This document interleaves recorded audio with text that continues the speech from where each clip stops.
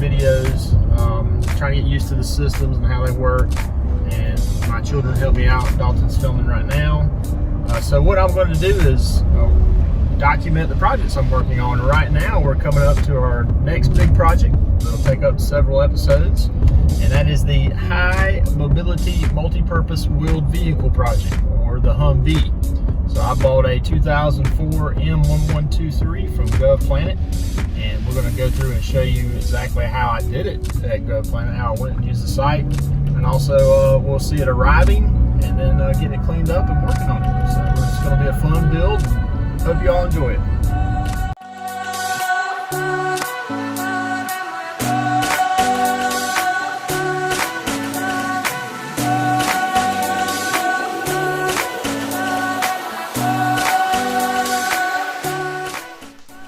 Okay, got the call today about 3:30 that my transportation guy was in Albany picking up the Humvee, and so he called me again about 4:35 o'clock, and he was just outside of Atlanta. So we're about 7:30. We're expecting it any time now, so we're really excited to see when he gets here. So hopefully it rolls, and then hopefully we can stop it, because I kind of live on a bit of a grade, and there's no way he's going to pull a 40-foot trailer in my driveway. It's not that long, so we're going to pull it up and just hopefully we can turn it and roll it right into the garage. We'll see. It might get a little interesting.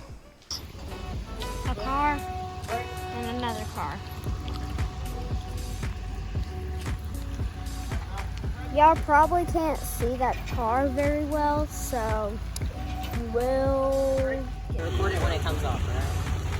I'm recording it right now. Okay, folks, this is what the car looks like coming off in a rainy night with a storm. Okay.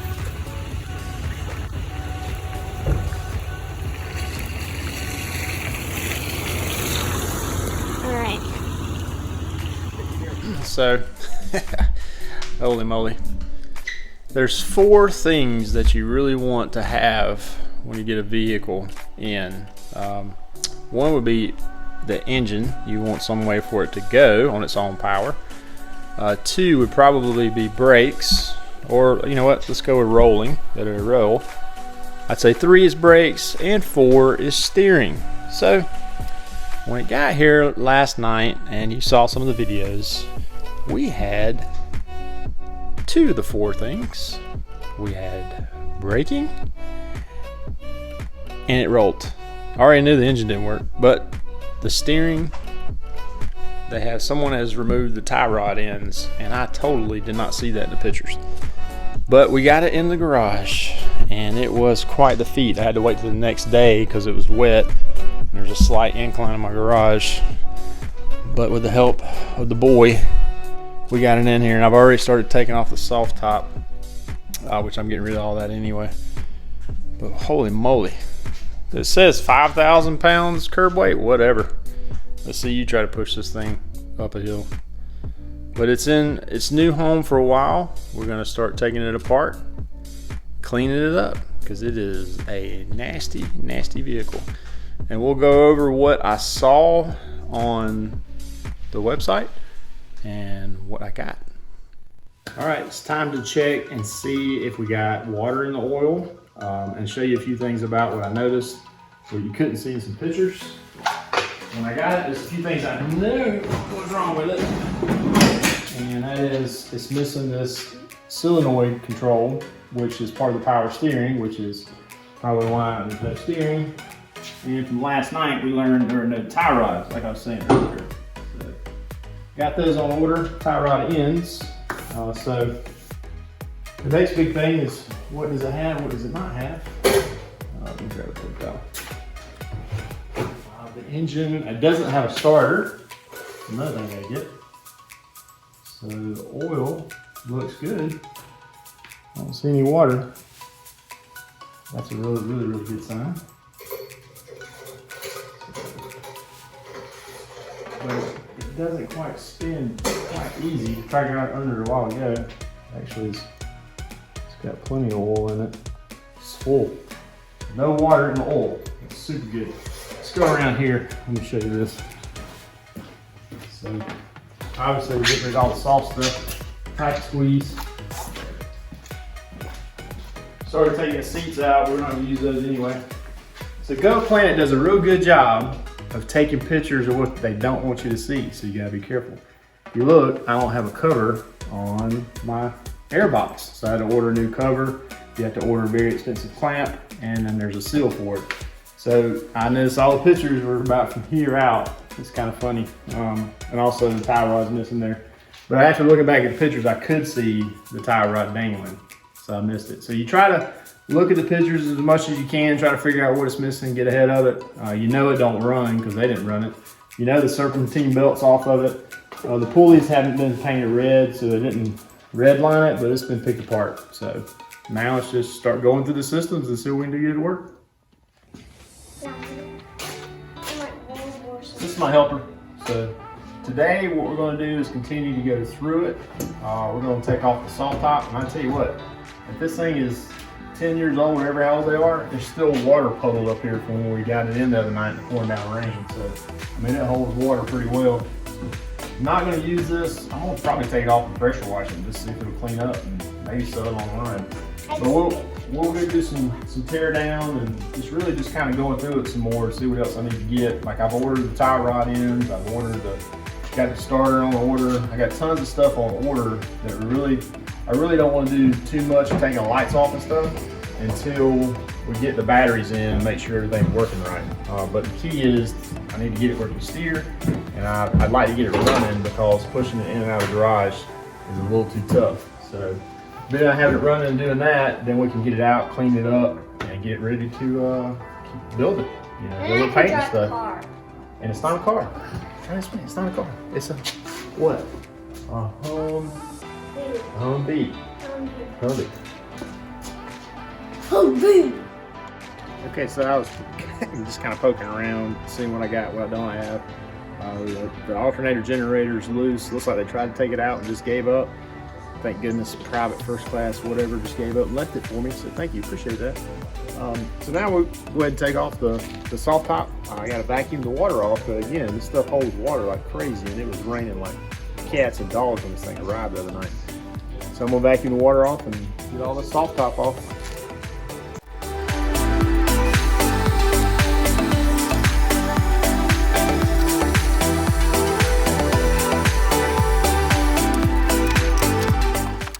Dirty critters.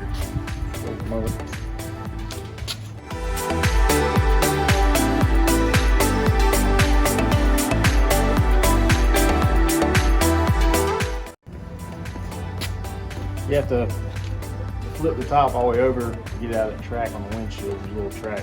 I'll show you.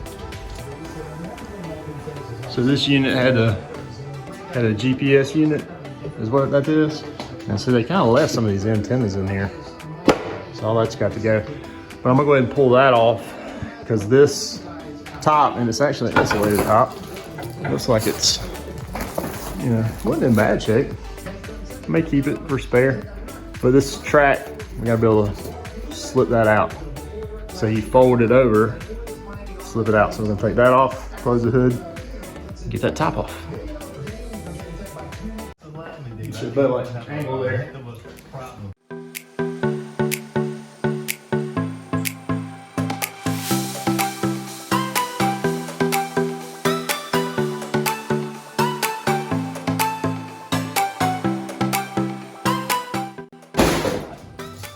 Easier than I thought.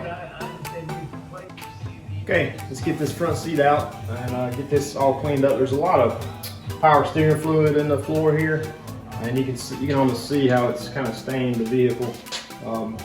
One point I want to make about what I was looking for when I was purchasing a Humvee is that this one has never had the up armor on it. Even though it's a heavy variant, it doesn't have the holes where they had to put armor plating on it. So. And that's what I was looking for. I didn't want the holes in it, so just kind of by choice, just didn't want to have to do with them. But let's get this front seat out and get all this power steering fluid cleaned up and keep digging.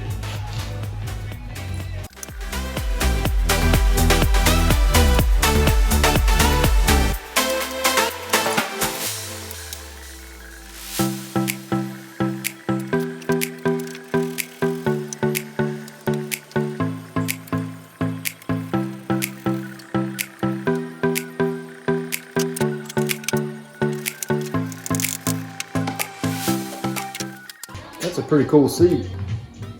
Show you this. So we'll definitely be using all that. I found, I guess this is like where you carry files. So there's this file in here with some maintenance reports, which is cool, but that was back from like 2005. But got a mess, some more hardware. We're gonna vacuum this out and start taking out all these protective mats. Okay, gonna start vacuuming here in a second, but digging through the seats, I found a cool coin. How cool is that? It's like it says US $1 and it has James Madison on the front. So some soldier lost that between the seats. Hopefully it wasn't his lucky coin. It's pretty cool. Now we're gonna vacuum it out.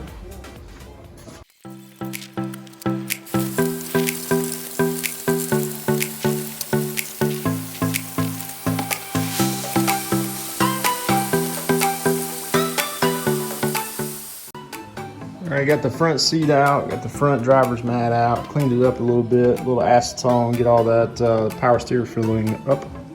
So it's not so slick when you get in there, but it's amazing that using this aluminum alloy, just how well it stands up. I mean, there's just no way any kind of steel would have worked. But now we're gonna get the rest of these mats out. So we're gonna take this padding out in the middle, so that can get the rest of these mats out, and then we'll probably pressure wash some stuff this afternoon and call it a day. We'll probably call it for this episode, because our next big task is going to be fixing the steering when the parts come in and getting her running. I did notice this. So they tried to take it off and then gave up, which is good for me. Of course, I wouldn't have bought this one if it didn't have that, but you know, we'll start going through all the systems once we get some parts in. Right now, let's just do what we can to clean it up. Get these out.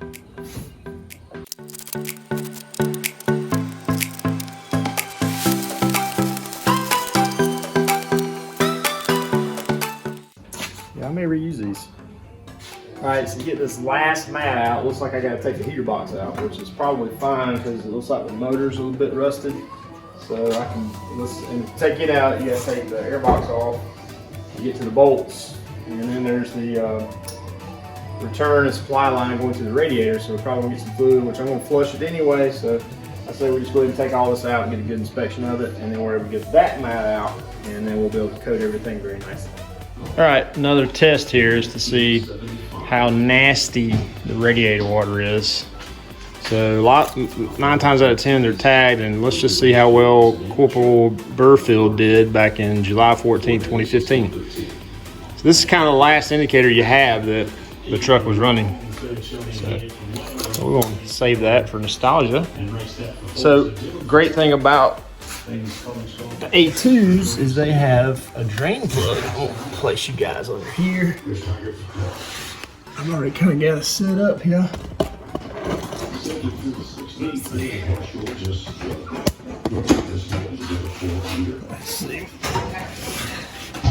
All right, so let's see what color it comes out.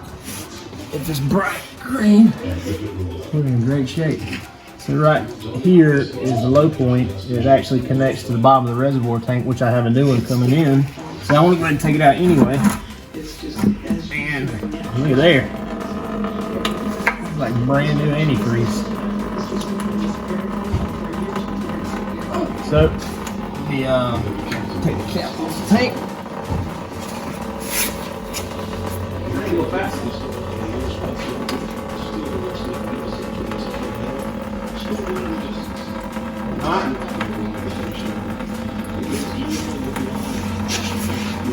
But that's a good sign right there. Another good sign. So we'll drain this down and get the tank off so we get the heater out. So the radiator fluid is going to take a while. That is a little bitty hole that's coming out of this. So I'm going to go ahead and take off the fording pipe. For some reason why everybody in my family likes it, but I do not. So just go ahead and get it off. Word. All right, so we got the heater box out. We got that other mat out. Got it vacuumed up, and so again, when I get the steering done, and I have to put the heater box back in, but we'll have to roll it out and get it washed up here before too long. But I'll tell you, look at this.